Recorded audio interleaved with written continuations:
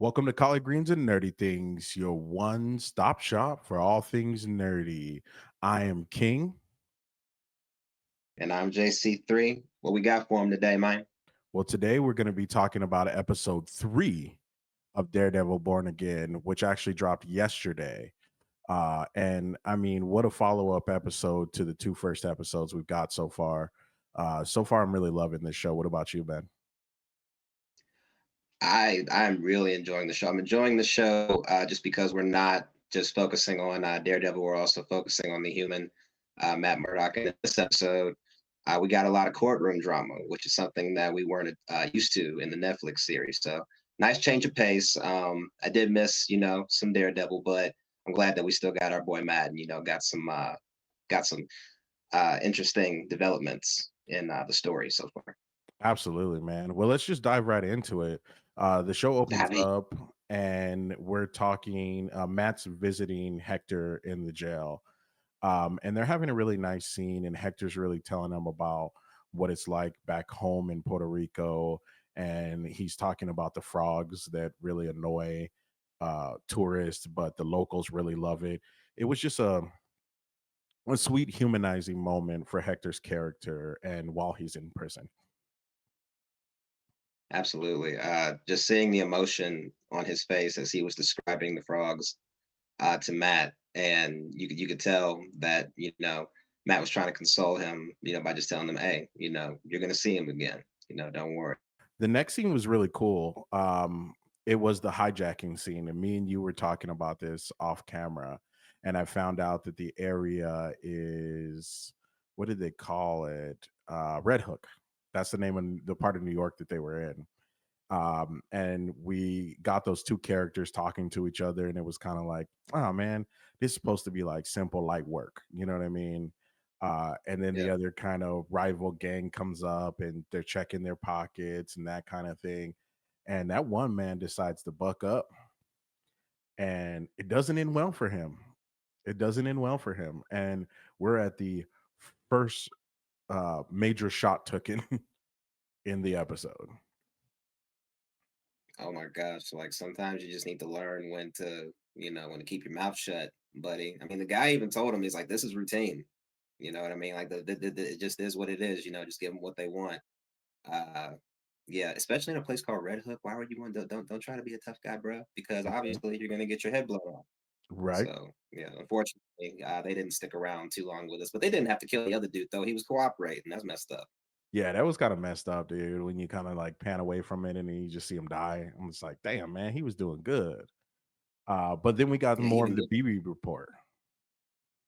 More of the BB report. I really like that they're doing this in the show and kind of just shows us what the people are thinking during.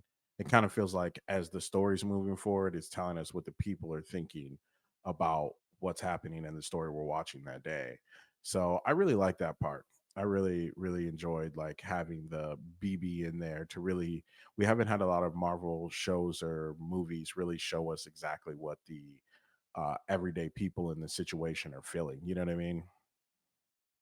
Oh, absolutely. I mean, BB report. That's a nice, interesting name. But pretty cool. It also, to me, it gives the feel of like it makes me wonder if the people that they're actually talking to, if they actually are actors, or if these are just random people that deciding to film and talk to in the streets. Like it made me feel like these are actual people living in in New York that are giving their take on everything that's going on. It's pretty cool. Yeah, I think that's really a good job by them for sure to really give us that feeling of like, hey man, these people are real. You know what I mean? This is a real moment. So I like that. I definitely like that. The next scene we actually move to is Fisk and his wife having breakfast, and they're just kind of going back and forth. It's not really too much to see in that scene, but it definitely shows you, him and Vanessa actually being in the same place at the same time, and kind of the conversation of nobody's watching the store. You know what I mean? Fisk is Yeah. mayor now, and Vanessa is his wife, so she can't be running a crime organization at the same time. So There's that. And towards the end of that scene, they purposely pan in on Mayor Fist's knuckles, and they're all kind of bloodied up, which they'd never explained. They just showed it to us, and then it jumps to Matt washing his hands, and he has bloody knuckles in the bathroom when that when the corrupt cop comes up to him. Yeah, like I really appreciate how the show just shows like a comparison between Fisk and Matt. You know, it's well, first off, just seeing the interesting dynamic between Fisk and his lady, you know, his wife, because she wants to stand on peace, whereas he's of the views of, you know, sometimes you need to let chaos happen in order to get like a stronger peace, which is a very just two different ways of looking at things. But at the same time, seeing him, who he was a crime lord, and in our opinion, you know, still is, but now he's calling these criminals, you know, petty in some ways and acting like they're so small and nothing to where they don't even deserve his, you know, actual face, like his FaceTime, like face to face. But yeah, then panning over to Matt and him washing his hands, and tell him who stepped into the bathroom to talk to him, who I was shocked to see. That was the or the Officer Powell scene, right? Hmm. Officer Powell, who he previously beat the ever loving poop out of in the end of the last episode, is now in the bathroom, and he's kind of talking to Matt like as if he's not blind. You know what I mean? And Matt's like, "Well, dude, I can't see you." You know what I mean? So it was kind of an interesting conversation, a little bit of who's the bigger man, shall we say, in that moment. And then that takes us directly into the court scene. So this starts essentially the actual trial, and that same officer, Officer Powell, is now on the stand, and he's lying. He's telling a bunch of lies about what happened when his partner died and the fight between White Tiger. And I thought it was interesting that in that moment, as he's saying a bunch of stuff that we as the audience know isn't true, you can see Hector getting upset and you can hear his heart beating, and Matt's starting to know he's getting upset. And so Matt has to tell him to, like, hey, don't react to that. And then Matt gets to cross-examine himself, talking to Officer Powell. And I'll let you tell everyone what happens in that part. Well, well, first I thought it was interesting that Officer Powell was even on the stand in the first place, because I swear on everything, we heard that man's neck crack at the end of episode two. You know, pretty sure it did. You know, I don't know why you don't have a neck brace on, buddy. You just have a bruised face. You came out very lucky in this new world of Daredevil and Disney. But from there, I believe what happened was Matt proceeded to question the officer on exactly what happened down in the subway, which the officer was like you said, he was completely lying, saying that Hector had pushed his friend, you know, into that train, when we both know that wasn't true. Yeah, and Matt gets to make that like kind of cool statement of like, the old boxer's credo or a thing that, you know what I mean, you have to move faster. You know what I mean? If you get hit all Yeah, the yeah, time, you just need to move faster. Um, yeah. and it was kind of a Sneak bit of distance. like saber rattling right there. I really enjoyed that. I really Yeah, yeah. enjoyed that.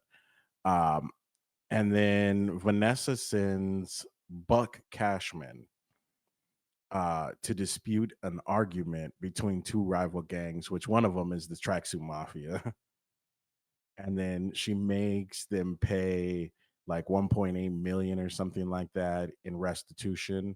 And they sent their guy down there, and they're like, uh, going to what you said, they're like, well, if Fisk wants something of me, then he should come down here and tell me himself, and while you're over there working for the mayor, we're down here doing whatever. And he said, I don't work for the mayor, I work for the man.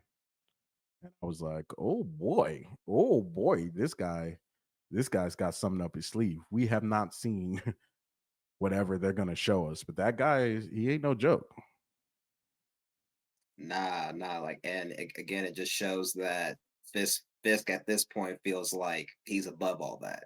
He doesn't need to show his face to the smaller criminals, like that. To him, he's like, yeah, I am the man, and you're in my world, But we both know because the guy in the tracksuit was talking crap, But it's like, dude, you don't want these hands, We don't want you don't want these fists, you don't want it. Trust me, but it does make me wonder what else is up Fisk's sleeve and his conglomerates as well.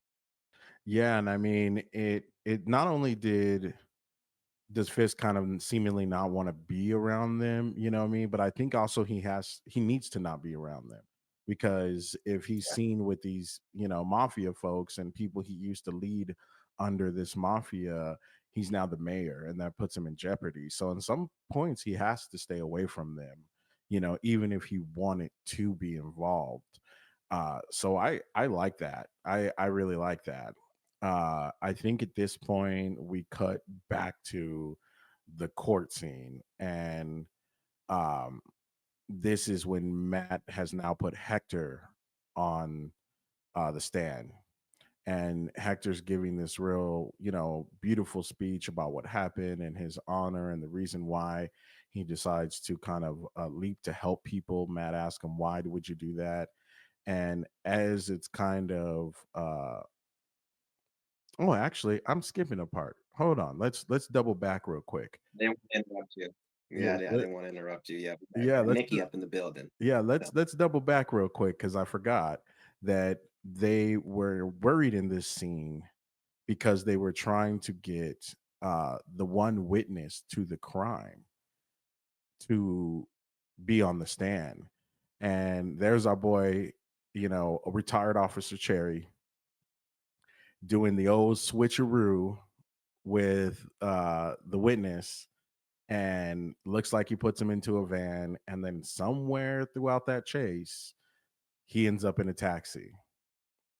And I thought that was really cool. And then you said his name was Nick, right?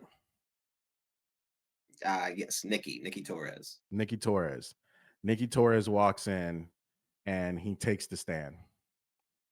And what we find out is that Nicky Torres has been an informant for the police and was actually supposed to meet the cops there that night. And he wasn't a witness, he was getting beat up by them. And that was the guy that Hector went to go save. But Matt did make it an interesting thing to say why there was nobody there. Nobody's watching, nobody's riding the trains. They emptied out the entire place so that they can have this conversation with their informant and decide to lay in on him. And when he takes the stand, tell him what happens. Matt proceeds to question Nikki, who, by the way, is well, not can't even say former drug addict. He is a drug addict. He needs a little bit of a fix, to make sure that, as Cherry says, he doesn't like if you confront the jury, and ruin their whole defense. But he's able to keep himself together up until Matt asks him if if Hector was actually help pretty much helping him out in the situation and defending him against the cops, if he was there to do any informing that night. And we see him get so spooked that he denies all of it and ruins their whole defense.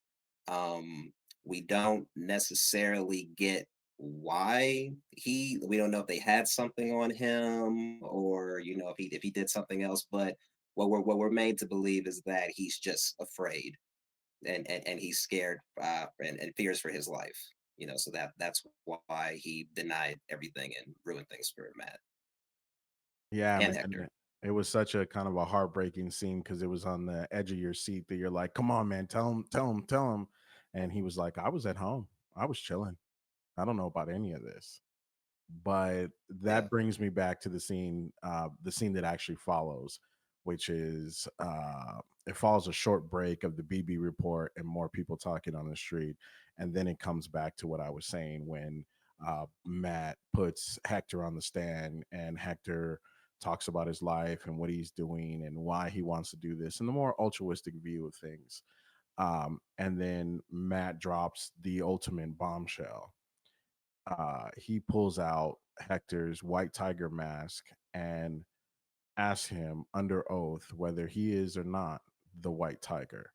And man, that courtroom was reeling. They were spent out because no one expected Hector to actually be the white tiger. Yeah, they lost it, and I mean, truthfully, so did we. I can imagine your reaction, but my reaction was, "Man, what you doing?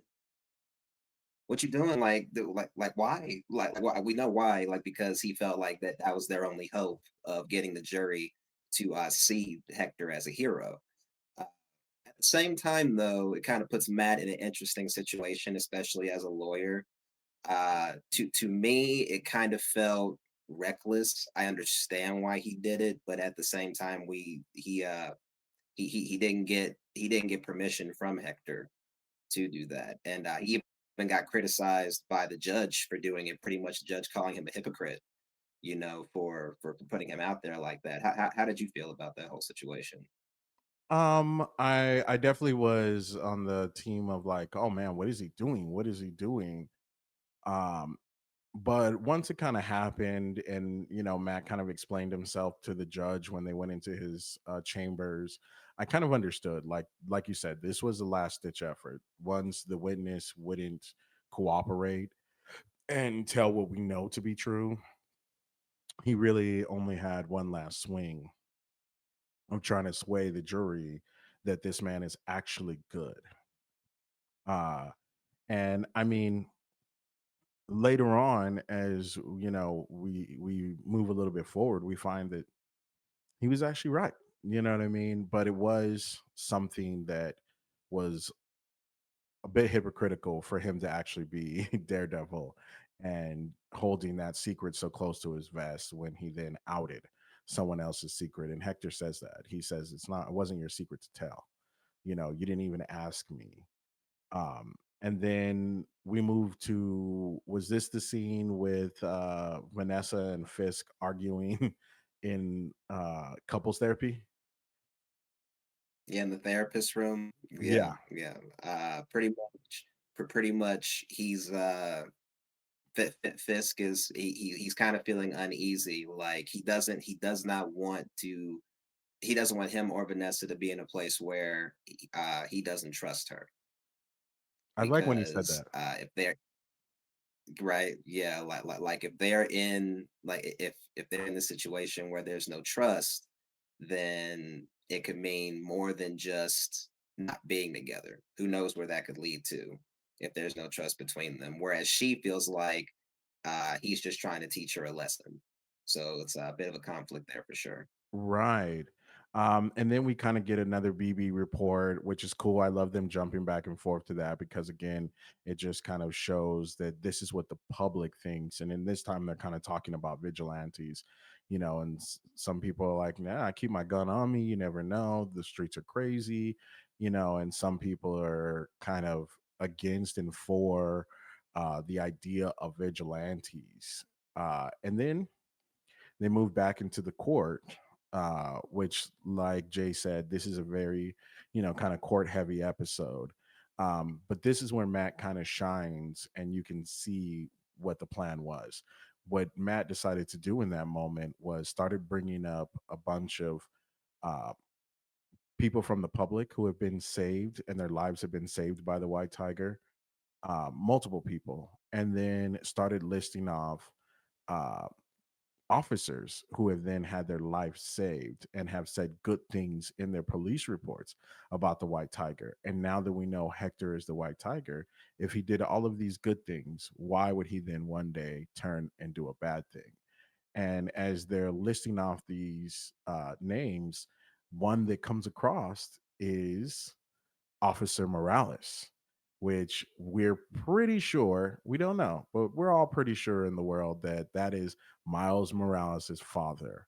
Of course, Officer Morales is, I believe his name is Frank Morales, but Officer Morales is Miles Morales' father in New York.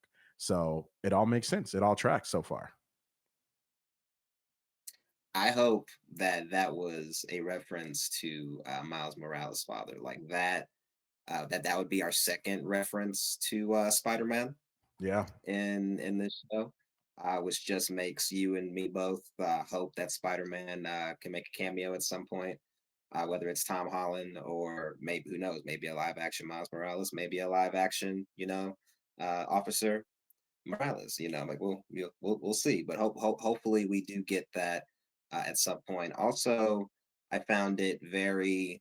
Uh, I love how the show still made you think, even though Matt was giving all these reasons for why Hector is a good person, how the lawyer that he was up against just kind of flipped it on its head. He's like, okay, you know, I do good things, but am I perfect?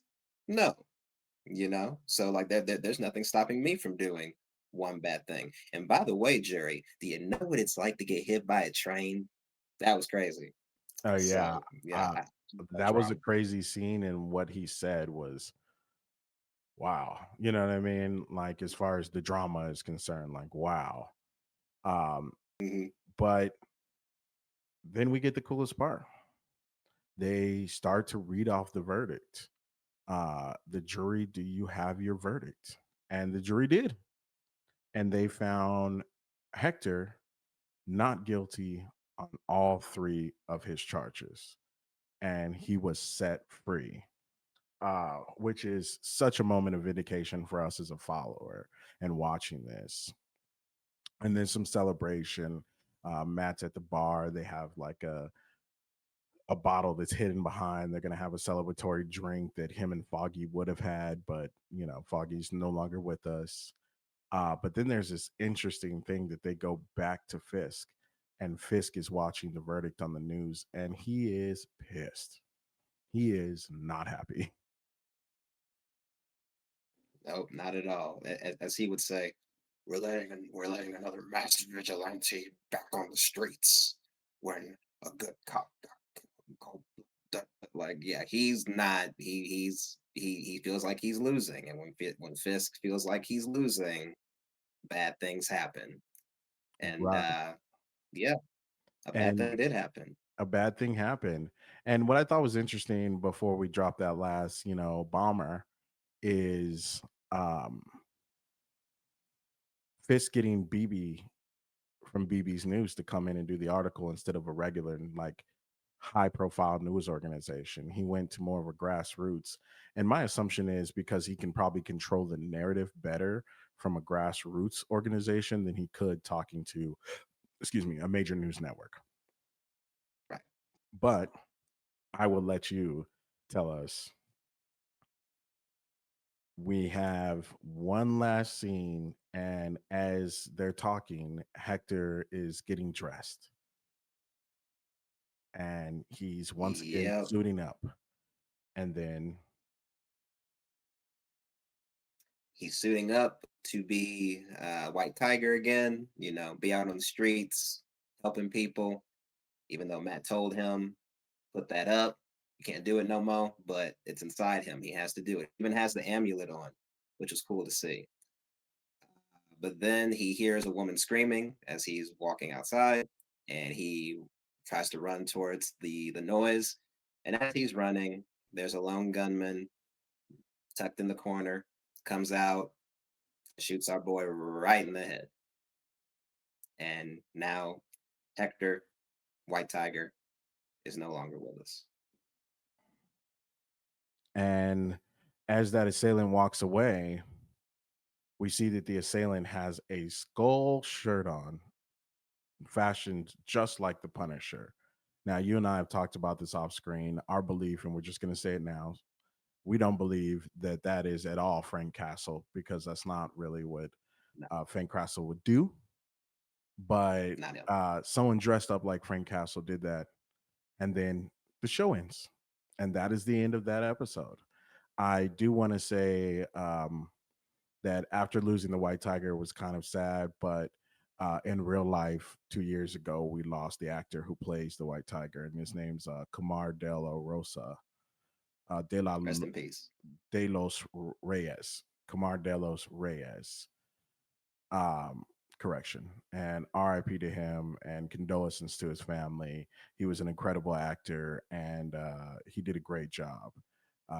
And I'm glad that his family's going to get to see him shine one last time. But that was the end of the episode. That is number 3. And we will be back with episode number 4 next week. We're going to try to drop these every either Wednesday or if need be Thursdays. So check back with us every Wednesday here at the channel, and we'll talk more about the Daredevil all the way up into the finale. But from nerdy things and collard greens and nerdy things, I'm King. And I'm JC3, y'all. Thank you very much for tuning in. Also, feel free to go in the comments. Hey, let us know if you think we're going to see our boy the Punisher in the next episode. Good old Frank Castle. Let us know what you think. That's right. And like my boy Jay always says, stay nerdy, my friends. We out. Stay.